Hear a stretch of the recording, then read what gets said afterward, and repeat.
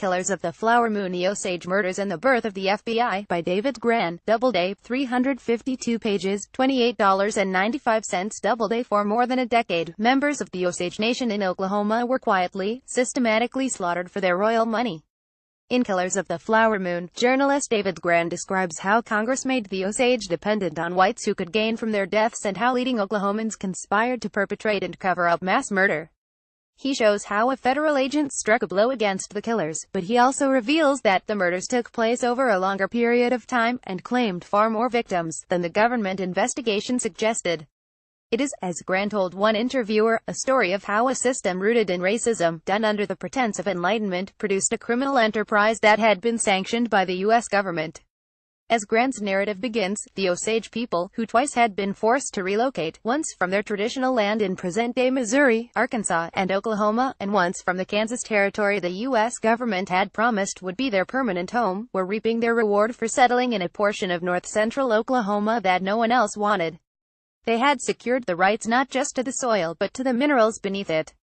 That poor, rocky land sat on top of oil. By the 1920s, the oil boom was making the Osage people immensely wealthy. The year 1923 alone brought in over $30 million in royalties, more than $400 million today. As one magazine writer put it at the time, every time a new well is drilled, the Indians are that much richer. The Osage Indians are becoming so rich that something will have to be done about it. Something was done about it. Under the guise of protecting the Osage from their money for their own good, white man's burden, don't you know, Congress in 1921 passed a law requiring Osage individuals to be appointed white male guardians until they could prove that they were competent.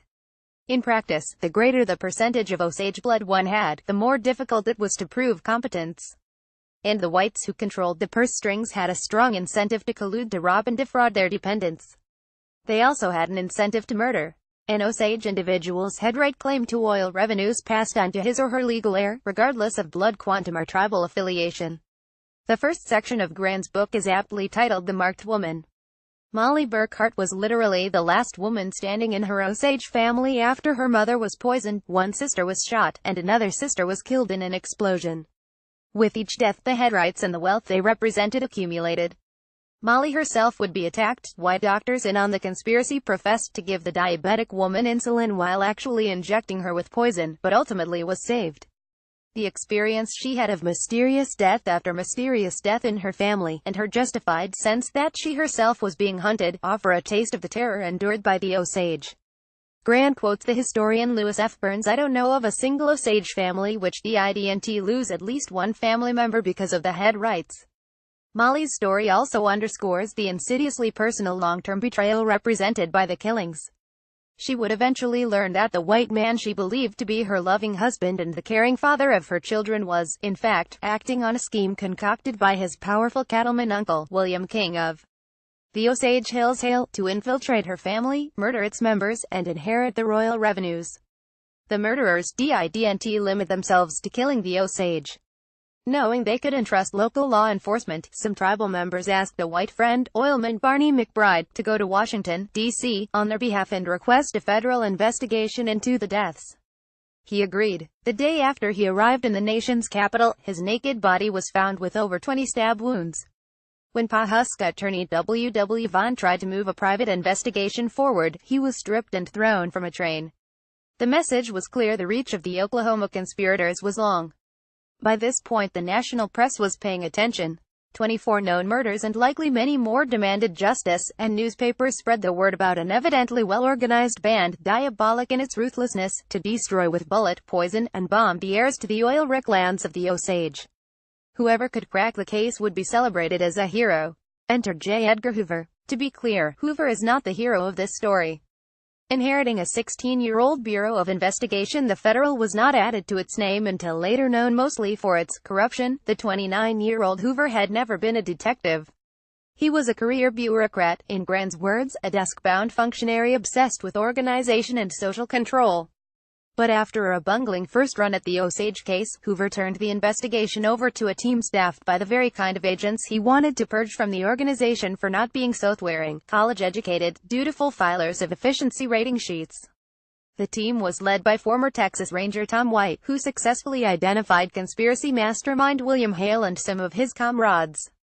After the conspirators were convicted, Hoover did all he could to steal the media attention, assume credit for White's achievements, and harness the momentum to further empower his agency. He also sent the Osage a bill for more than $20,000. Federal justice came with a price tag. Hoover's interest in the case had little to do with any concern for vulnerable minorities in general or Native American lives specifically, to judge from the surveillance and harassment he later inflicted on civil rights and American Indian activists.